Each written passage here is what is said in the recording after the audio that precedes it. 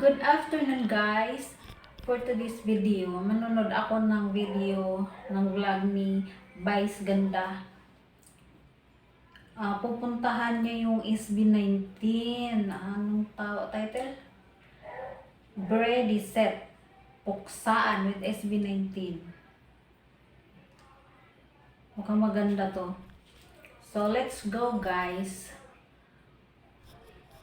Manood na tayo. Vision for today's video, bibisitahin ko ang pa-surpresa ang SB19. Nalaman ko na meron silang dance rehearsal. So pupunta ko sila sa dance studio kasi baka napapagod na sila. Dadala ko sila ng mga breads para naman ganahan sila sa pag-rehearse. Okay, let's go. Punta natin ang SB19. Let's go. Ang gawin ko pag surpresa ko sa kanila pala ako welcome dito sa dance studio at di nila ako kausapin. Pero kahiya ako, siguro iiyak na lang ako. Pero sana naman kibutin nila ako na pagdating ko dyan, kahit di nila ina-expect, magiging happy sila na naging ako. So let's see. Halika na, halika na. Hi! Hi! Actually, ikaw talaga yung pinunta ko dito kasi sa lahat mukhang ikaw ang gutom. Kaya nagdala ko ng pang merienda mo. Kasi mukhang busog na busog silang lahat eh. Yes! Naramdaman ko parang pagod na kayo kasi may dance rehearsals daw kayo today. Kaya sabi ko, dadalhin ko man sila ng konting makakain. Nagkakapisip Pablo baka may maidaw-daw man lang sila. So, SB19! Diba? Baka silang ha? Ang ganda ng hair ko. Oh. Si Justin ba? Hoy, hoy. Okay, so makakain yan, totoo yan. Totoong tinapay yan. Meron ako mga iba't ibang uri ng bread para sa inyo, para makain nyo sa rehearsals niyo. Ito ang SB19. Oh, SB19? Yes. 19 kasi siya ng Spanish bread, kaya SB19. Yes. 19 na Spanish bread, kaya SB19. Ang galing talaga ng humor ni Vice, no? SB. Spanish bread.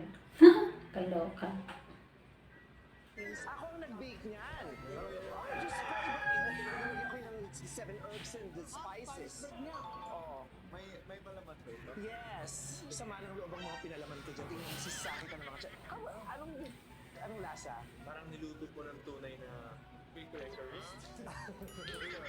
Oh, di ba? Tingnan mo, nakaslang si Justin. Oh. Winner. Winner, di ba? Winner ang bread. Pasensya kung galing kasi ito sa school today. Huh? Oo. Eh, ano lang, nag-cutting ako for you guys. Yung ibang fangirls nag-cutting.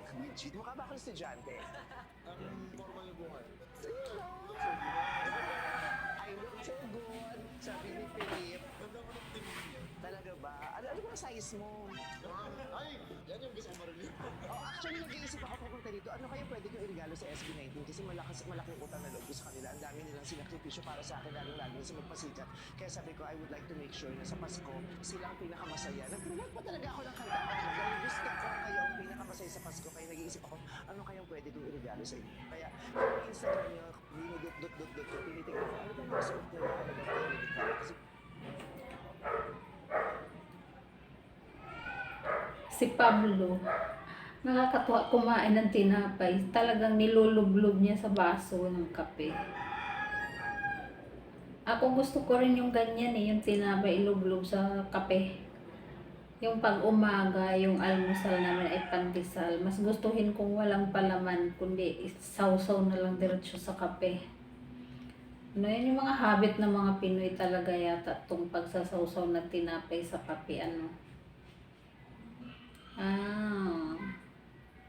gusto ko magiging masaya kayo pag binigay ko yung regalo.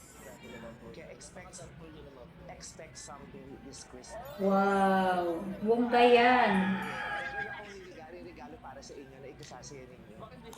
Gumawa ako ng pelikula na panonoorin natin yung sabay. Ay, wait lang! Ano oras ba rehearsal nyo? Actually, kinansel po namin para. Hoy, nakakahiya! Lagyan nyo to ng palaman. Ganito lang ba talaga tayo? Tatayo lang tayo? Meron tayo pwede. Halika po, Magawa po tayo sa kanina lang. wow, ang dami nyo namang in-invest para dito sa kunyari bigla ang pagkikita natin.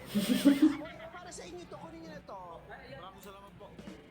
Na-enjoy nyo yung ano, Nasa ubos na yung 19 na piraso ng ng spice. Ang liit ng katawan pero mga lalakas kumain. Okay, magalala meron pa. Yes. Ito, niyo to. Alam mo kung anong klaseng tinapay yan? Empanada. Empanada. Special to. Ito, ensaymapa. Hindi pwedeng pagkaraniwan na ipapakain ko sa inyo. Kailangan parang damit and custom made. Di ba, Rain? Ganon. Ensaymapa. Kasi nga, di ba, mapa yung piso ng bago namin pelikula, yung And the Breadwinner is na napakaganda. Pag kinain niyo yan, tara. Alam mo yun ang tanong ko, parang anong lyrics? Anong ibig sabihin? Mas malalim bang ibig sabihin ng la tara sa Sharang Dara ni Donna Cruz? At saka sa Sharadak ni Mr. Disco? Ano? Yung kantang Latara-tara sa Mapa, doon kasi sa probinsya, para sa akin, doon kasi sa probinsya, pag pinapatulog yung mga bata, katulad dati naabutan ko pa yung kapatid kong pangatlo, pag pinapatulog ng tatay ko sa duyan, ang tawag niyan, inaalog-alog mo ganun yung duyan. Tapos, yung pag wala ka nang maisip na mga kanta na hindi mo kabisado, bali, yung mga lyrics hindi mo alam, hindi mo kabisado, pero yung tono, alam mo. Kaya, yung tatay ko pag kumakanta, yun yung mga word na nilalagay niya doon sa tono ng kanta. La tara tara, o kaya la la la la la, yung mga ganun. Kasi parang, alam mo yun, parang naghihili ng ng batang matutulog na nakasakay sa duyan. Sa probinsya kasi, madalas yung bata pag pinapatulog nakaduyan. Tas yung duyan namin dati, yari sa wide. So, pwedeng sumakay yung adult at saka yung baby. Tas habang pinapatulog yung baby sa duyan na uway, habang, ano ba tawag niyan? Yung inaalog mo yung duyan. Yan, masarap kumanta ng ganyan, latara-tara. Ganyan sa amin sa probinsya. Ewan ko dito sa syudad. Hindi siguro nila nararanasan yung ganyang sumakay ka sa duyan na kasama yung baby tas kakanta ng ganyan. Kaya nakaka-relate talaga yung kanta ng SB19 na Mapa. Tuloy tayo, guys. Dubi-dubi-dum. Yung kumakanta ng dubi-dubi. Pero may meaning po yung lahat. Ano la tara? Kasi po yung lola ko na parang pag pinapatulog kayo, parang meron silang ginagawa pag pumasok na na nadidinig ko siya kapag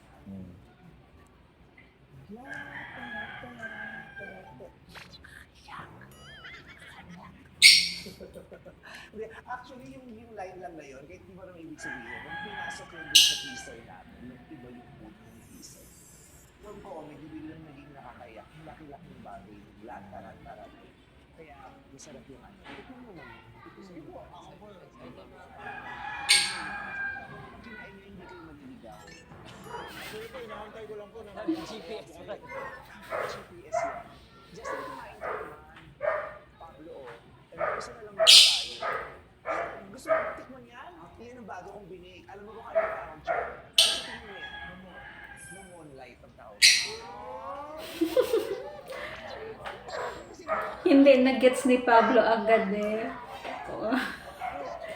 Tuwang-tuwa siya.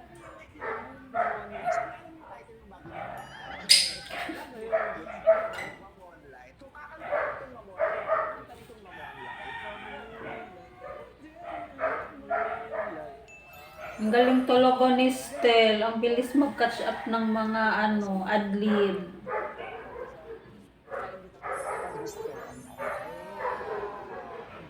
Special para sa inyo. Talagang binig yan para sa inyo. Anyway, kamusta kayo? Bigla silang nanahimik.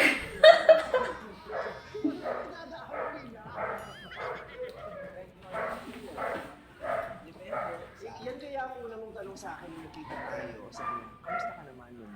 Kasi, ano naman, sabi, nakakapagpahinga.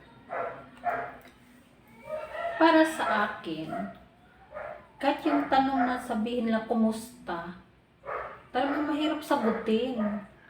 Kasi pag yung tao na nagsasabi sa'yo na kamusta, parang hindi, parang bang ini-encourage ka na magsabi ka ng kung anong nararamdaman mo, anong mga dinadala mong hinanakit or saya sa buhay o anong pangyayari sa buhay mo na parang gusto niyang alamin o na paano ka. Yun yung parang, hoy, kumusta ka naman? Parang bang kailangan magkwento ng pangyayari sa buhay mo para ma-assure mo yung taong nagtanong na okay ka. Parang ganun, no? Kaya parang, yun. Parang nananahimik sila nung tinanong na kumusta kasi nag-iisip na kung anong sasabihin, anong isasagot. No, parang reality check sa sarili kung, oo nga, kumusta ako? Okay ba ako? Pagod ba ako? Busy ako? Yung mga ganun, no? Parang, aywan, tama ba yung mga pinagsasabi ko, guys? Ganun po ba kayo? Kasi nga, kung grabe yung mga tanong ni Evelyn, ang hirap sagutin. Di ba, yung mga pag pinakinggan mo kasi yung mga nakakapagpahinga ka ba, kamusta ko, minsan ang hirap sagutin. Tsaka sa parang yan din yung kailangan ng mga tao. Pag-time sila. So ngayon, kamusta ba si Josh? Okay lang ito. Burnout, gano'n. Sabi ko nga lagi, yung focus ko sa bante, tatlo. Pagka hindi okay na yun, At saka, valid yung burnout. Yung iba kasi akala ka, parang tinitik, konting kibot, burnout. Pero kung talaga nag-burn, you have to address that feeling, that situation, yung state mo, para makapagtuloy ka rin ng pahinga sa sarili. Yeah. Pero ano yung emotion mo na nalalabas lalo yung artist mo pag nararamdaman? Galit, bagot, saya, lungkot, hindi pag sa halo-halo po minsan eh. Pero tapos din, yung pag binabalikan ko yung past. diba? At saka sabi nila mas madali daw talaga sumulat ng kantang malungkot kaysa sa mas masaya. Kasi pag masaya nagiging cheesy. Yeah, tama. Eh, sino yung mahilig sa inyo gumawa ng kantang malungkot? Lahat ba kayo? Lahat. Personal experience ko. Meron pong mabigat na malungkot, meron namang malungkot kasi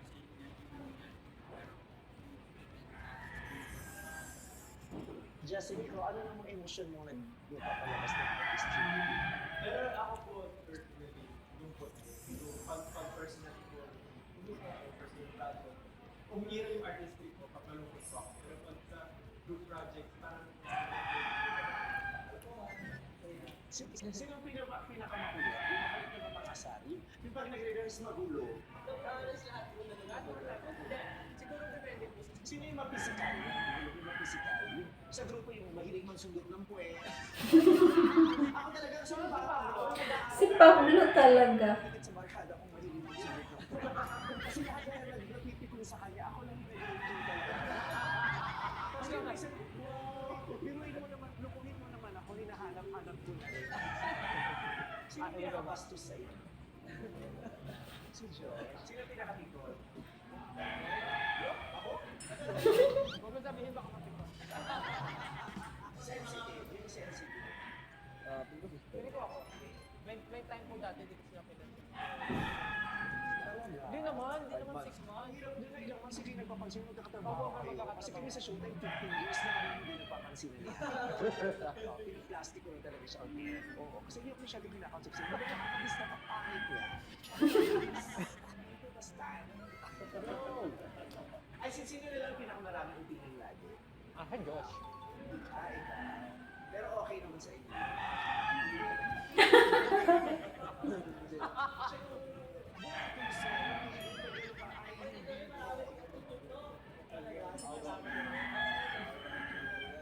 Akala niyo lang po mabait yan, hindi mabait yan. Sino dito yung yung laging kawawa? Siguro si Tao. Once ko sa, alam mo yung bato-bato, meron ko siyang talo. Yung di ba yung hindi mo mabuta tayo mga nagsushow? Kasi mas malalaki sila sa iyo. Kaya dapat hindi grow up ako, yung grow up yan. Pero masaya naman yung grupo nila. Yes po. Masaya pa. Sobrang fun nga po minsan nasusobrahan yun. Pero mas masaya po kami. Parang yun. Pero hindi ba kayo nakakamiagi together? Yung lalabas together. Doon na kanya po ang trip. Feeling ko po, iba-iba talaga ng gusto. Pero, Nakakalungkot naman na hindi sila nakakapag-banding lima ng personal. No? Yun pa naman, may napanood ako sa vlog ni Pablo na yun yung pinaka gusto niyang mangyari. Vlog ba yun ni Pablo? Ay, yung doon sa mix. Napanood ko siya doon. Yun yung wish niya na sana magkasama-sama silang gumimik or mag-outing na labas sa trabaho kasi yun yung hindi nila nagagawa. Hala, nakakalungkot naman na nagkakasama-sama lang sila dahil sa trabaho. Dapat gawin din nilang magkasama sila yung magbanding na walang trabaho. Pero mga workaholic yata itong mga to eh. Imagine, nabubuo lang sila na magkasama pag may trabaho. O nagkakasawaan din siguro na sila araw-araw magkakasama tapos sa work. Kaya gusto din nila na may mga kanya-kanya silang gimmick sarili-sarili. Sabagay, pwede. may mga trip po kami together na masaya rin po kahit.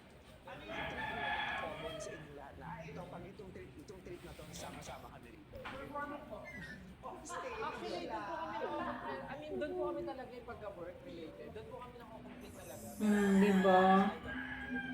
Bibihira kahit po vacation. Pero mahal niyo naman ang isa't isa. Wow! Yung isa kasi di ba magkaiba yung Pipiliing mahalin. depende, mahal o relasyon. Pero sa amin siguro, ano ba? Feeling ko may love yun. Yung pag-pili-pili niyo tayo. Yung kapag sinabi parang sa relasyon, yung love na nakakapili. Pero pili-pili kita. I love you, Kus. Kasi napapanood ko yung parang ang tagal. Ito na yun sa showbiz. Ilang years. Going 6 po. 6 years. 6 na. 6 na po pala. Sino yung nag-open sa inyo? Kasi di ba parang pag grupo kayo, tapos may pinangangalagaan kayong career, tapos parang Sa lahat ng interview na napanood ko sa kanila, parang bihira lang yung nagtanong kung sinong nagka-girlfriend o sinong may girlfriend. Parang iniiwasan lagi yung tanong na yan. Pero si Vice talagang grabe, dire-diretso yung tanong niya. Ang ganda talaga ni Vice kausap. Talagang yung mga tanong niya dire-diretso, walang preno. No? Grabe. Uy, nasaan na? jowa, yung hirap makipag-date. Actually. Paano yun? Kasi Yeah, training.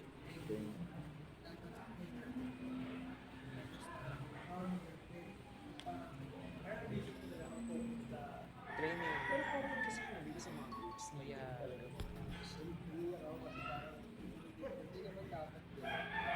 Pero yeah, for him, Kaya namin nag-group. teka lang, kanina pati may buhok sa bibig ko. Kanino kayong buhok ko? Ganyan muna ko.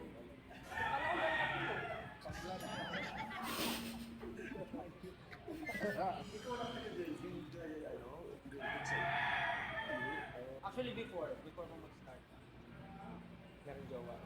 Tapos parang isang araw nagising bigla na wala na rin Nung sinabi niya nagising ako, wala na siyang love. Wala na akong love for you. Sana sinabi, sana hindi ka na lang nagising. Pero ano po, feeling ko talaga, dumadaan yung mga ganun relationship para lang. Naka-girlfriend ka na, Justin? Nakailang girlfriends kayo na, Justin? Parang maano po ako. Hindi ako makomit. Parang meron pang parang sa mga rin. Have you ever situationship? Situation. Nakailang girlfriends ka na? Ang tagal mag-isip eh. Natulala na si Diyos, parang biglang nalito kung tumingin kay Vice. Okay. Feeling ko ito yung pinakamatinik sa babae.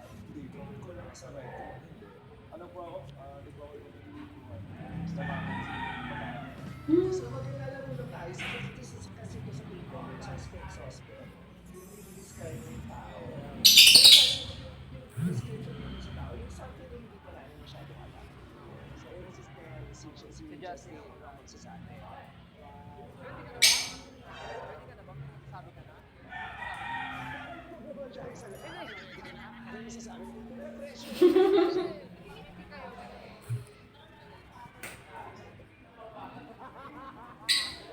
Hala, yung katawan ni Ken.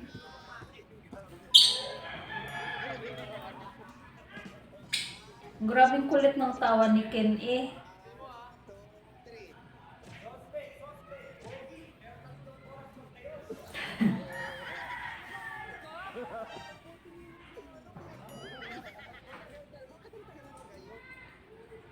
Parang pumayat ang mukha ni Stel dito, no?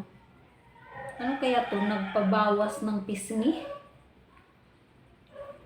Pero gwapo na cute na siya. Hmm? Grabe, 3 oras. 3 oras ba?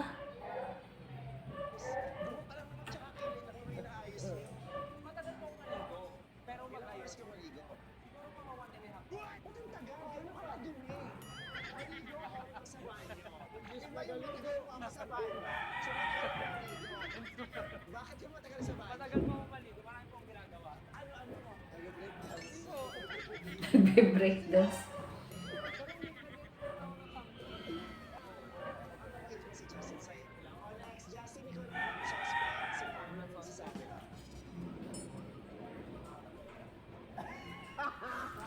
Talaga si Ken, grabe ang tawa.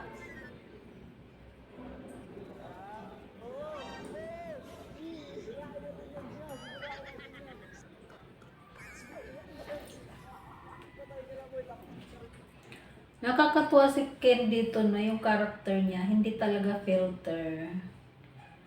Pagkasama niya yung kanyang mga brothers, talagang lumalabas yung kanyang pagkakingkoy at kakulitan. Grabe. Pero pag nasa ibang parang hindi makabasag pinggan ang mama. Grabe ka, Ken.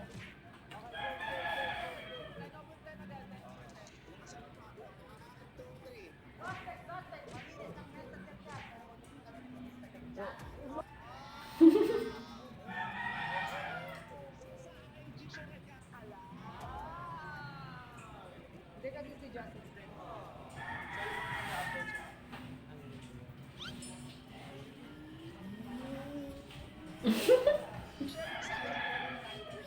Aba, marami. Yeah.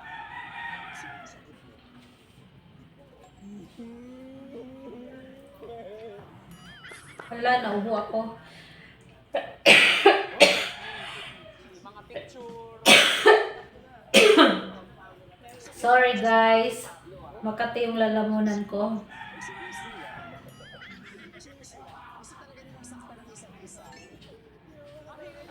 Grabe sila nag-i-enjoy sa bardagulan nila.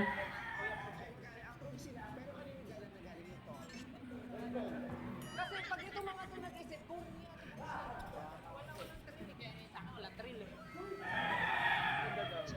Again. Hindi ko alam.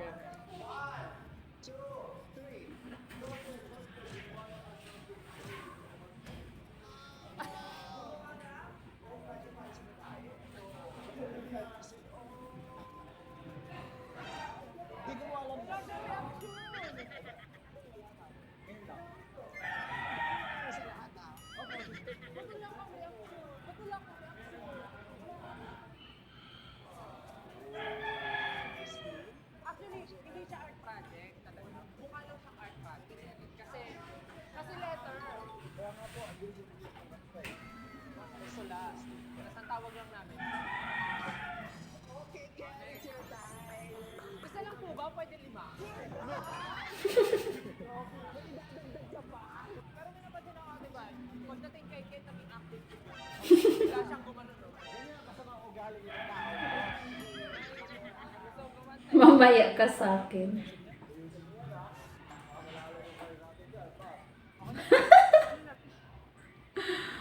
Ay, natatawa Natatawa ako kay Ken. Ayusin daw kay nakasalala yung karir. Ako, natatawa ako. Kung naisip niyo yun, nahihirapan na yung kami ng the best kasi sobrang dami.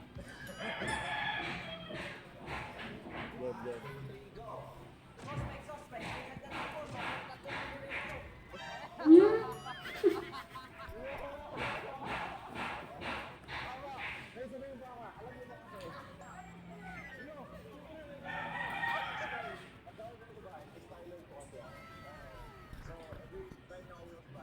Umandar yung kadaldalan ni Ken eh.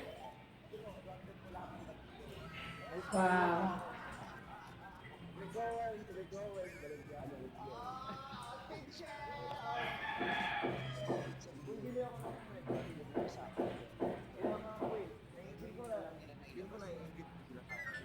Actually, gusto kami sa help na. Inamoy-amoy.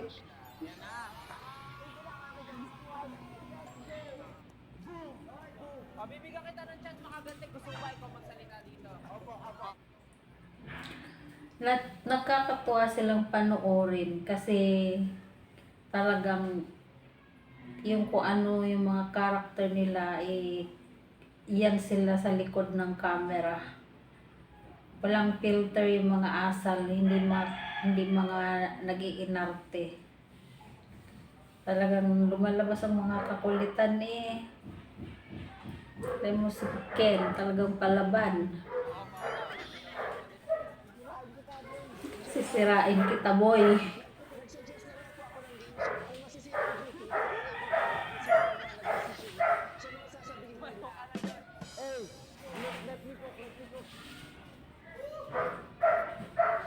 Pinaas ko yung tuhod ko, guys. Hindi mapakali sa upuan ko. Hello, nagtatumbling na.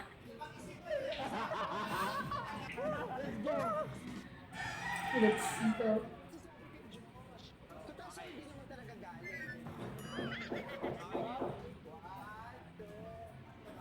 One, two, three, go. Suspect. Umpisa pa lang ng araw, pero pagod na siya. Makinig. Bakit nga ba dahil?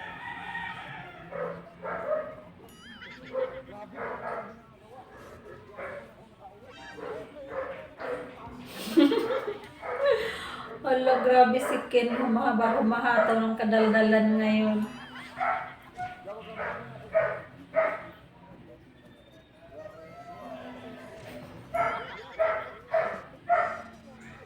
Ako kay Stel, hindi masyado mabigat yung sinabi ko kay Stel. Gusto niyo ba bumawi?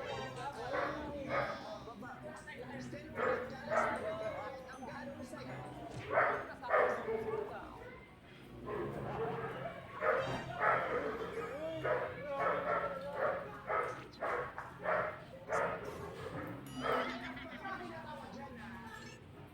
Sino magsasalita? Si Justin. Nagtakip na lang tayo nga si Ken, no? Mukhang suspect.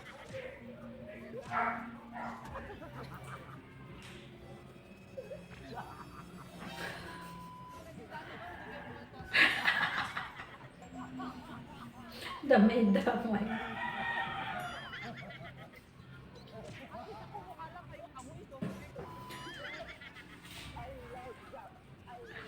Nagkagulo na sila. Grabe ang riot nila.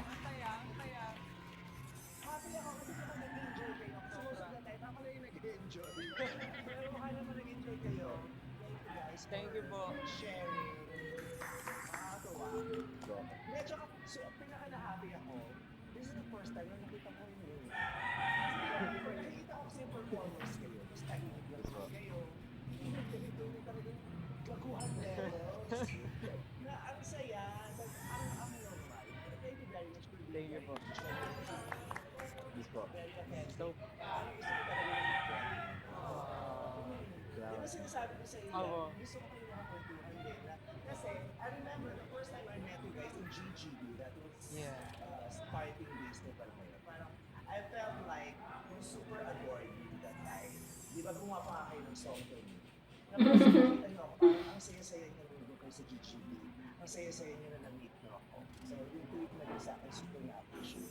Salamat po. Salamat sa pagsama niyo sa akin sa Pagpasikat. Ang laking bagay yung ginawa niyo. Not just for my group, but for the audience. Yeah. Proud ako talaga. Proud ako din sa ginawa natin. Hindi naman ako yun. Kahit kailan nila mapanood, hindi siya mabibigyan. Yes.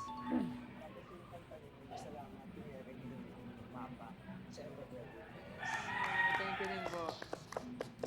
Pinakulay niyo, tsaka binigyan niyo ng mas magandang kwento natin dahil sa kanta. Are you guys ready for this? Parang ganun. Kasi, for example, kami po, ako po, hindi po naman kami yaman. Yung puso naman na ibigay sa family. I just want my family to have a life na hindi namin natatamasan. Masarap nakatulong sa nakakapag sarili, yung satisfaction na ibigay sa inyo. Bigla na silang nagseryoso. Ay, sorry. Nasipa ko yung lamesa. Dati, parang yes, ako po nag-aaral.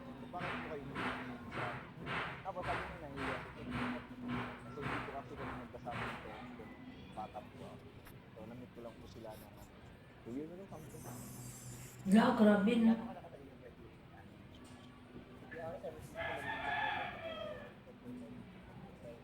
So, dati kahit training po, nag-rocket, mindset, mga ganun po. Ever since yung naging successful na nakakapag parang ako nakita na yung umaga. Ang swerte na lang natin na ngayon kaya na natin. May sobra, pabigat, at painful yung pag-bring breadwinner. Yung pagiging breadwinner natin parang pamamaraan natin ng sharing. Yung parang isi-share ko sa inyo yung ano yung tinatamasa ko. Basta yung so, abuso kaya ayaw naman natin. Blessing pa rin na may napagpupunan ako lagi. At like, kapag wala lang na ilat ang mga kagalang so, tsaka pray ng Diyos kasi pag lalo sa mga times na baka tayo ng burnout, He will find a way for us.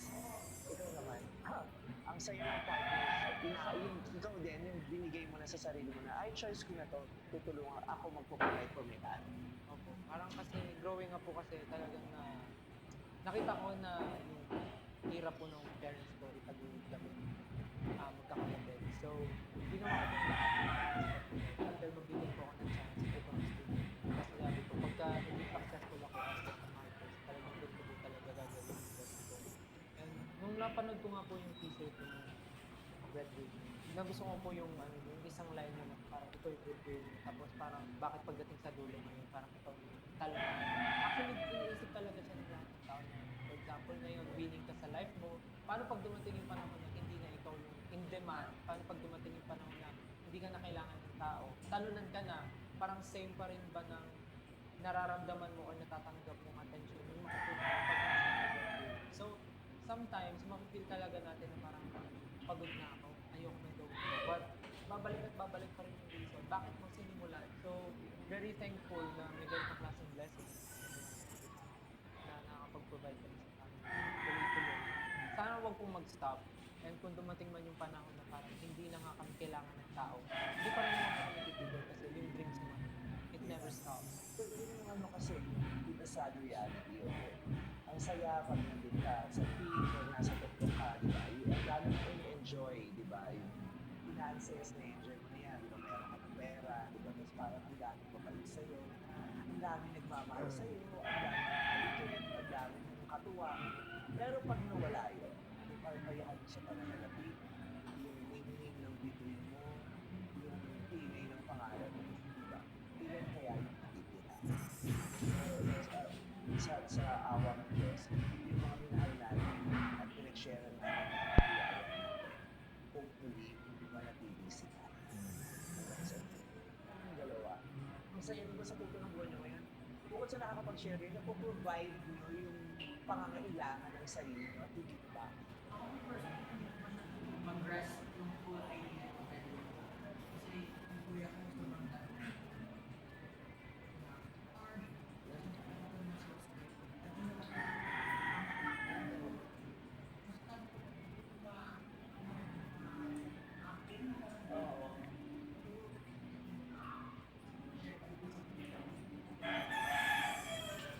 Ang galing ni Pablo. So, No? yun eh, di ba? Yung, kumbaga parang ikaw yung nasa gitna.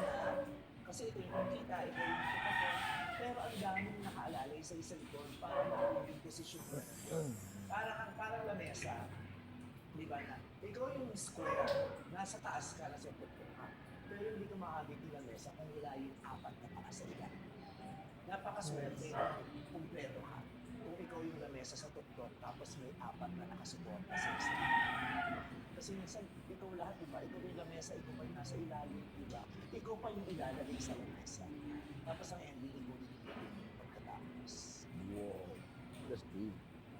Just think, anong naramdaman mo matapos yung mga sinabi mo sa akin? Anong nararamdaman mo ngayon na kasama?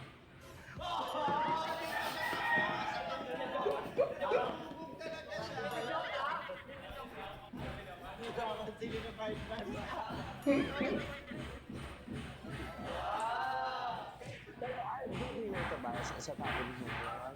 Friend lang po. Hindi in a way na parang I'm the only one who provides for family ko.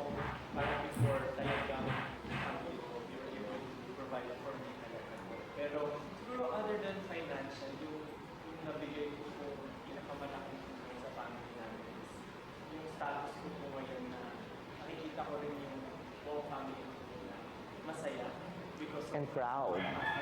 Before po kasi syempre, a lot of people parang iniisip na parang mayaman lang. Pero in reality, hindi ko talaga siya, may kaya lang, we can provide, we can keep fitness. Kamukha ka kasing mayaman. Pero parang gano'n pa yung na-expect ng tao nung nag-start ko kami. Pero reality, parang syempre nag-aaway pa rin yung family because of financial, nangungutang pa rin kami sa mga kamag-anak, ganyan. Tapos positive yung na differences.